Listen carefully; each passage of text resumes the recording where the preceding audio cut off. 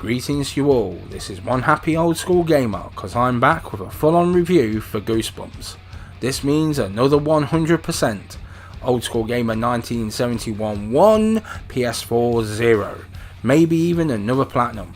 The platinum count is 92, I'm level 31 and 37% of the way through. All the trophies are unlocked, all the DLC is completed and the game sits at 100%. With nothing else left to do except to review it and take it out back and put it out of its misery. So after it all, this is what I think.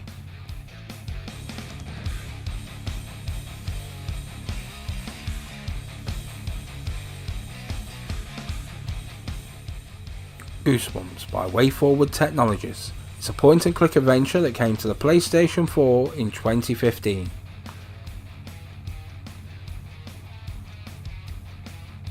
Nope, it's not a sequel to a game, nor is it a movie tie-in. However, R.L. Stine has written some 75 Goosebumps novels without including Fear Street. They have a lot of source material to borrow from.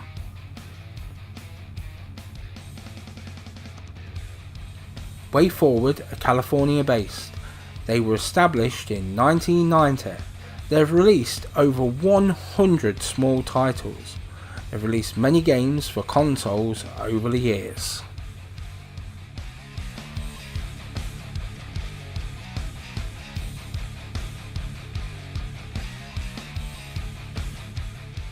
You can play as girl or boy. This is kinda cool. My niece Millie, Ferrell, nor Lloyd, Youngblood, like playing as the opposite gender, so this might have put them off. Thankfully, you have a choice. Thanks to the most idiotic removal men ever, Slappy has escaped, and this time he wants out of the book for good. You must make it through the Stein house, which is teleported to where your house used to be. You must follow the scent to where Slappy is holed up, contact Stein and be ready for that final showdown. Oh, and hope you don't get in too much trouble with Mum. So is this Goosebumps or is it Duck Humps?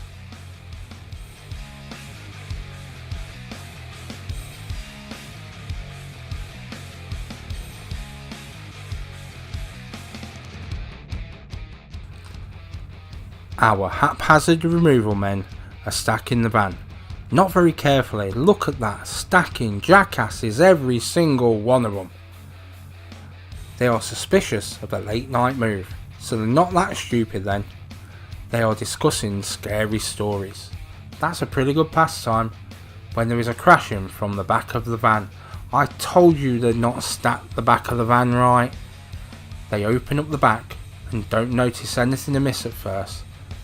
Then they notice Slappy, who comes to life.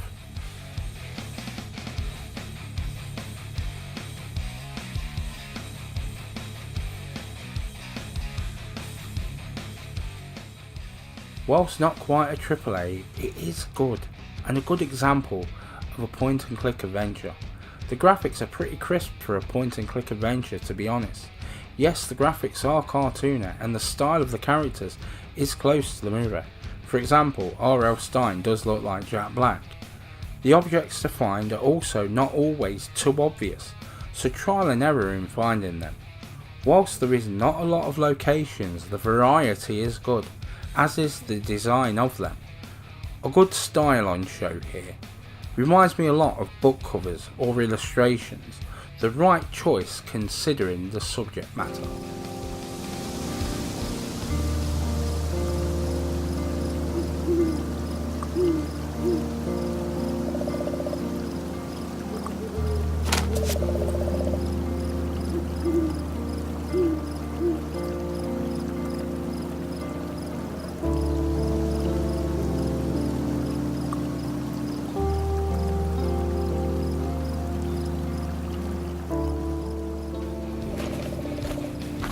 This is damn good again, as it sounds like those old school point and click adventures. Whilst the voiceover would have seemed the right way to go, to me it doesn't fit the style, nor for that matter the game. However, the odd bit of voiceover here and there really does. This was something that was done during the early days of point and click, PC, Amiga and Atari ST. All of them at the time were using floppy disks. Some of the sound effects also take me back.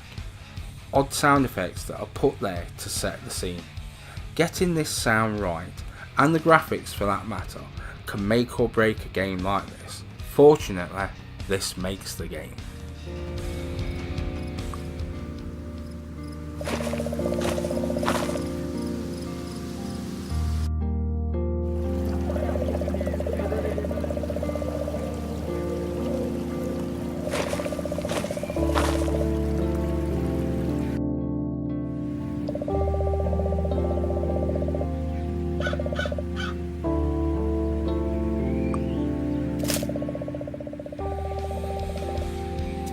This is a traditional point and click adventure, which does make it easy to pick up and play for experienced players and first timers alike.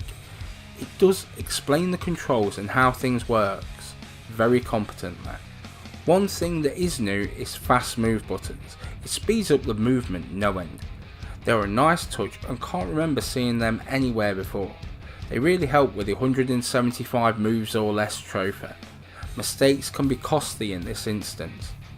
Sometimes it's click everywhere as nothing is obvious as to the right move. I like the paranormal passageway to navigate around the map quicker in Stein's house. If and when you die, and it will happen especially if you're trophy hunting that platinum. But it only throws you one screen back when you do. This is good as you don't lose too much progression.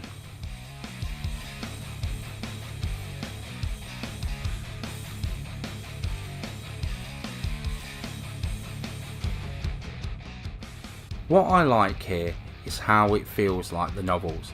The characterisation is also pretty spot on. With so few a cast, they have done a good job to get the characters right, the removal men onwards really. With shout outs to many of the books, there is something here for R.L. Stine fans. It does kind of run like the first movie, but they've done one big thing different and a lot better in my opinion. They removed the whole love interest angle. This is a really good move as it felt it strengthened the story in the game, as it had weakened the story in the movie. For me, it's the art style that works just right, because it doesn't just suit the source material, it suits the game, makes it stand out and gives it its own identity.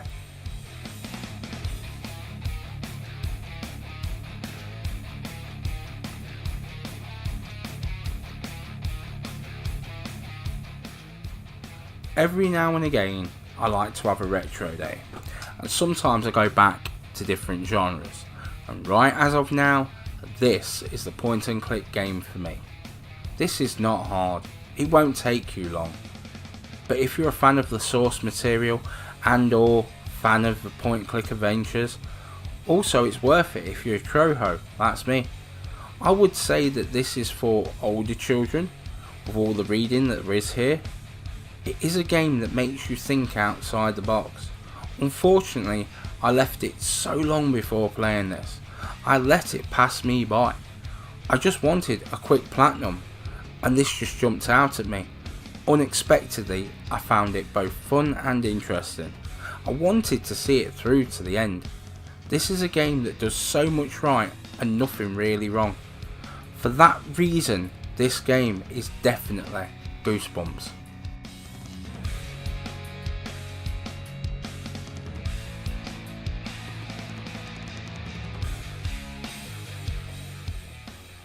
So thanks for listening. If you like the review, there is more reviews and more on my channel.